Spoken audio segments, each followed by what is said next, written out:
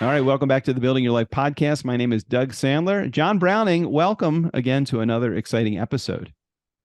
Yeah, good to be here. Always good to have you here as well. It's a I, lot of fun with the banter back and forth. all right, I, so for all of our Building Your Life podcast community, look, I tried to get John to start. I tried to get him to do the intro. It's just in the cards that he likes to be the guy, the wise guy. He likes to have all of the wisdom and experience. He's like the Johnny Carson. I'm more like the Ed McMahon. I introduced Johnny Carson to the stage, and then Johnny, he should have all the credit. John deserves all the credit. Hey, John, we're going to talk about a really cool subject today. I know that this is an area where a lot of business owners and people they fail to go there. If they work for a company, they fail to go in this direction. If they have their own company, they fail to do this. And I want to talk about the important concept of actually paying yourself first before you pay your bills. And people don't even understand the concept. So can we start at a 35,000-foot approach on what this actually means, paying yourself first? And then we'll dive into some of the details. yeah, and this can apply even if you are an employee. Mm-hmm. This concept of paying yourself first, but really what I tend to run into most, because I do a lot of work with small and mid-sized businesses, and the smaller they are, the more of a struggle it is. And that is this idea that if I just spend a little bit more on marketing, or if I just I have to pay the electric bill this month, so I'm going to cut my salary, I'm going to cut my take-home pay in order to pay for something in the business.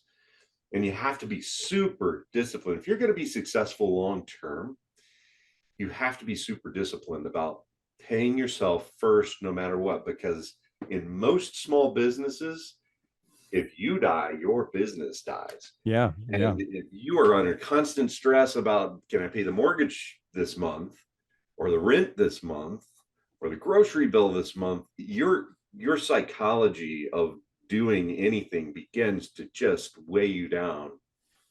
And eventually that goes through and kills your business as well. All right, so let's talk about. All right, so let's just use some numbers here, just so it kind of makes sense to someone. Someone has a paycheck that they get every month. Let's just say it's once a month that they're getting a paycheck, and that paycheck is $4,000 after all taxes are paid. So they're getting a paycheck either from the company that they own, they're taking a payroll, or they're getting it from the employer that employs them. So they got $4,000.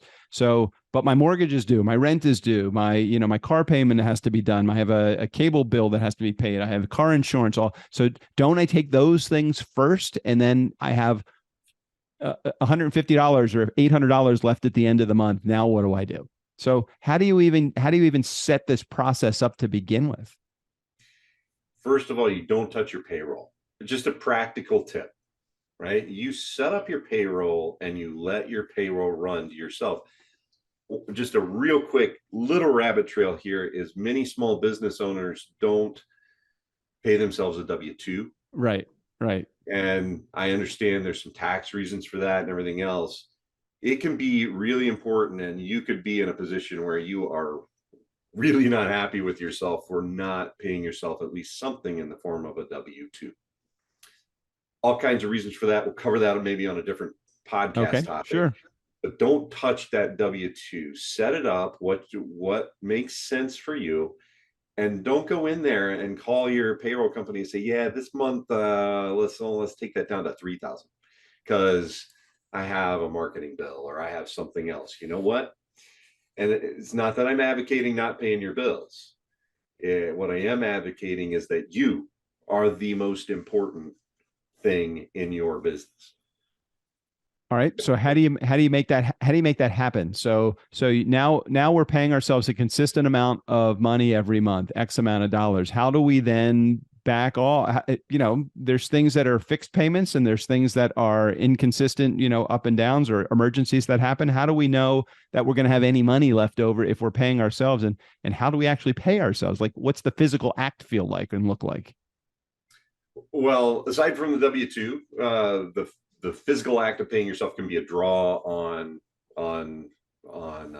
the income of the company. Mm-hmm. And you can do some in W-2, some in draw.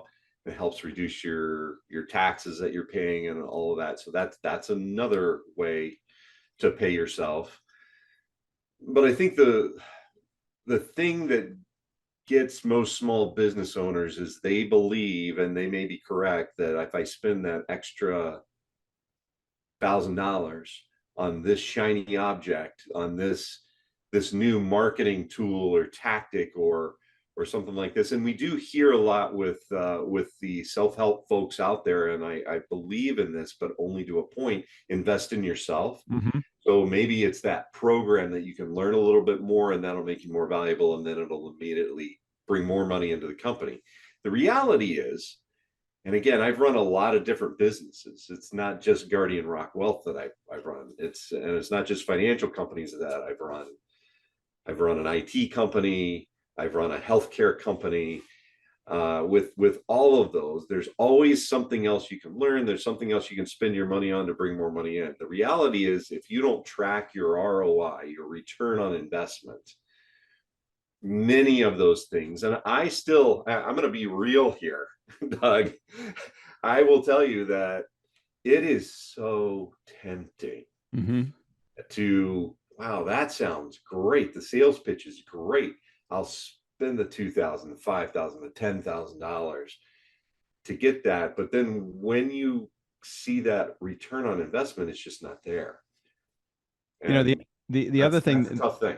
The other thing that I have found is are the tricks to forcing yourself to pay yourself first. Stuff like your 401k and your HSA or flexible health spending plan or flexible spending account. I mean, those are ways that I trick myself into not only putting money in a separate account, but also having some reduced tax liability as a result as well.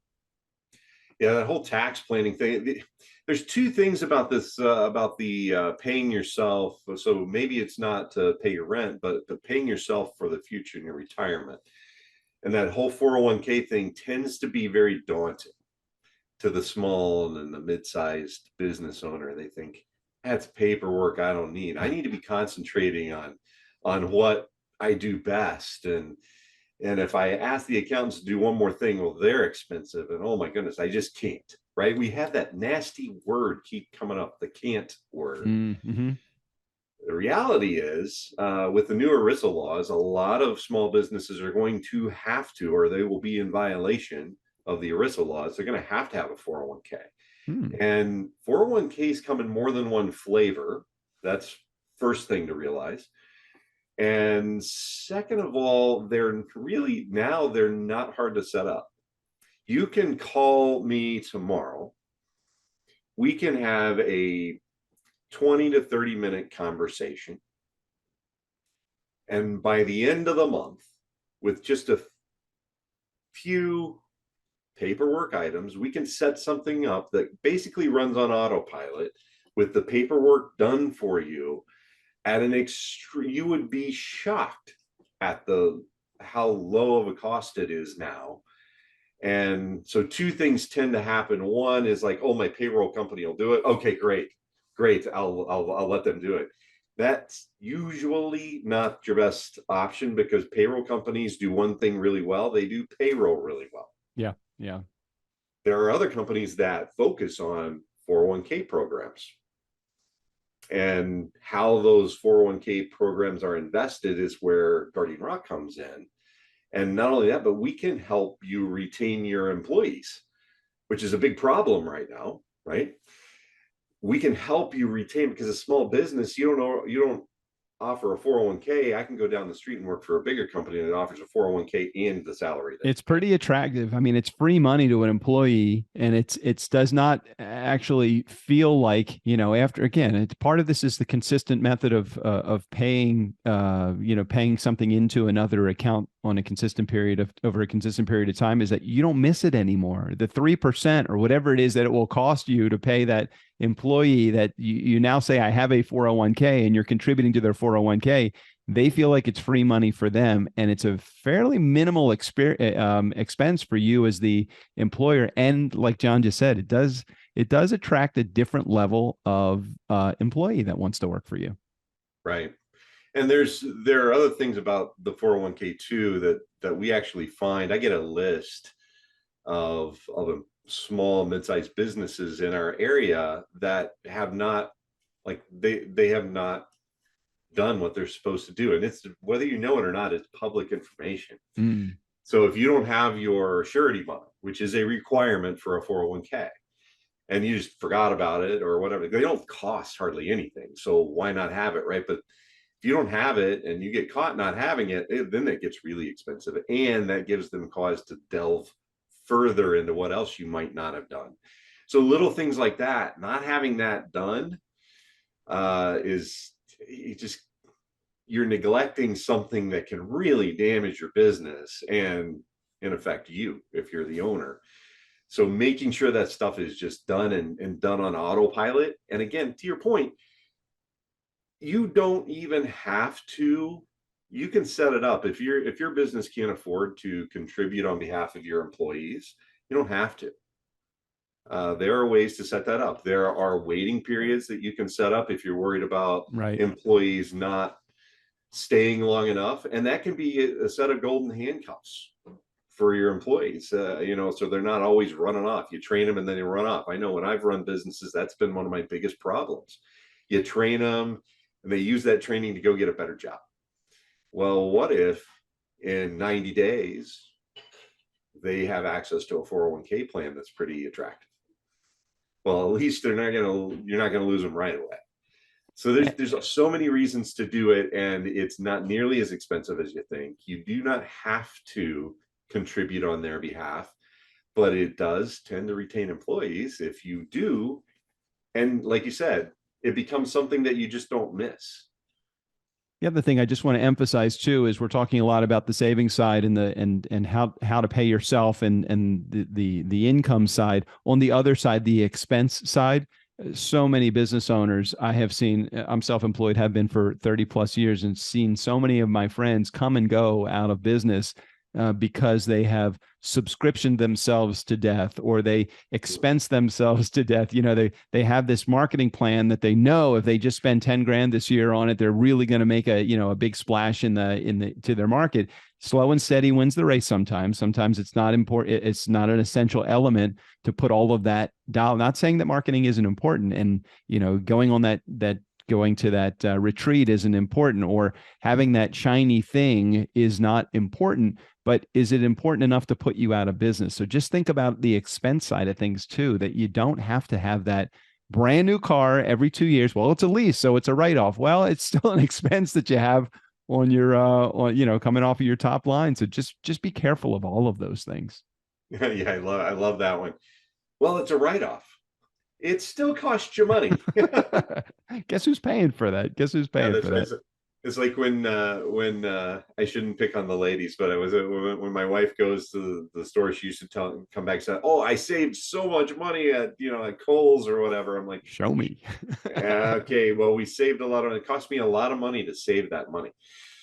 Well, John, I appreciate you sharing your wisdom. Hopefully some self-employed and from some W-2 employees got a lot out of today's episode. Thanks for sharing it, and thanks for being here on the episode today. All right. Always a pleasure. Hey, to get a copy of John's book, Build a Life, Not Just a Portfolio, or to connect with John, text LIFE, that's LIFE, to 321-421-5213. If some artificial intelligence robot picks up, just know you've reached the right spot. We're making all sorts of changes here. So again, text LIFE to 321-421-5213, or visit John's website at guardianrockwealth.com. Thanks for being here, John. See you again next week. All right. We'll see you next week.